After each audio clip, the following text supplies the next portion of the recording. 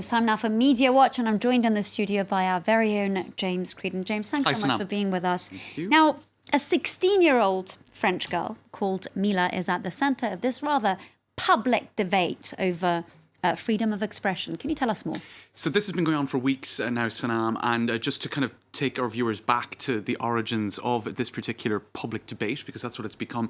So Mila, she's a 16-year-old. She's from near Grenoble in the south, kind of southeast of France, and she was on Instagram, as a lot of 16-year-olds are, and she, in a conversation that went. There was a degree of discussion about she's same sex, she is lesbian, and she was talking with a female friend about their preferences, and she said Arabic women aren't really to my taste.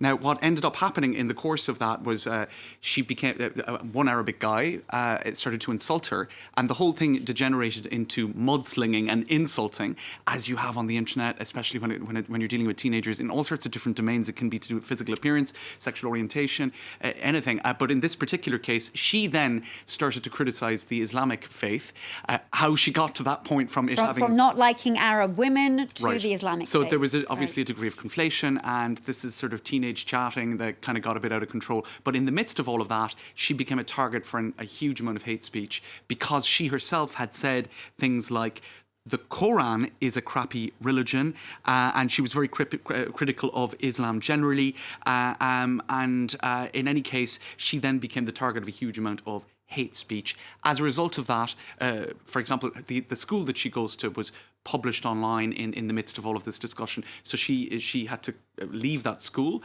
She is still fearful for her safety.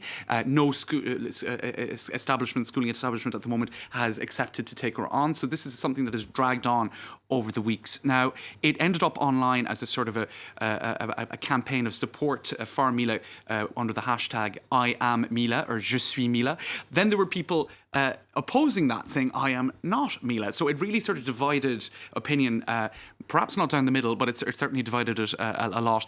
One person here who doesn't agree with the full-on support of Mila as a sort of a symbol of the defence of freedom of expression says, if tomorrow I say that homosexuality is crappy, I'm free to express myself, but would I not be called a homophobe? To which another person replied, homosexuals are human beings, religions and gods are not. So in any case, it really got into the nitty-gritty of the right to blaspheme, which you have the right to blaspheme in France, but then I suppose the counterbalance of, just respectful behaviour. So the right to blaspheme is, that's legal. You can insult religion using the most vulgar language, and nothing is going to happen to you in France. But then there's the whole notion of inciting racial hatred, which indeed the authorities opened up an investigation into whether or not she, in the kind of the whole tangential weave of conversations that she had somehow brought this upon herself. So it's very tentacular, but you can see here then the whole Charlie Hebdo debate came back into the fray, because Charlie Hebdo was also a symbol of the right to say whatever you want, the right to criticise religions, freedom of expressions, the right to blaspheme.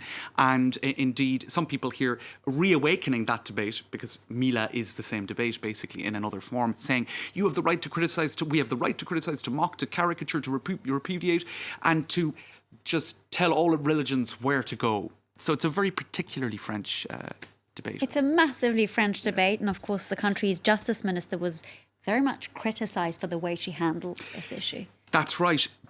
Just to give you a brief bit of context before I explain her position, you have Ségolène Royal, who is a former Socialist Party minister, presidential candidate and whatever. She appeared torn between the desire to defend free speech and also to reprimand the team for being foul-mouthed. So she said that she should have shown more respect, manners and knowledge, but she did defend Mila's total freedom to criticise a religion. Now, the Justice Minister did get her feet, she got a little bit caught up in the semantics of all of this and the legalese, if you like.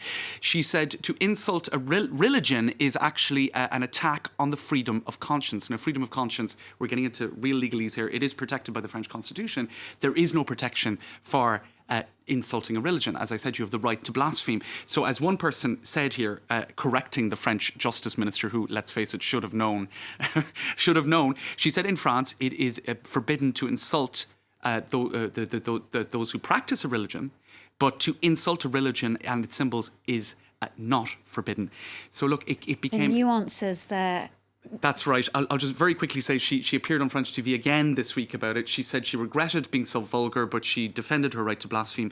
But a lot of people are now saying that the state needs to come out with stronger sort of declarations of defence of the likes of Mila, that she should be protected, she shouldn't be harassed like this, and that the left-wing politicians in France have been lacking in courage in coming to her defence. I'll refrain to comment on that issue. James Creedon, thank you very much for being with us.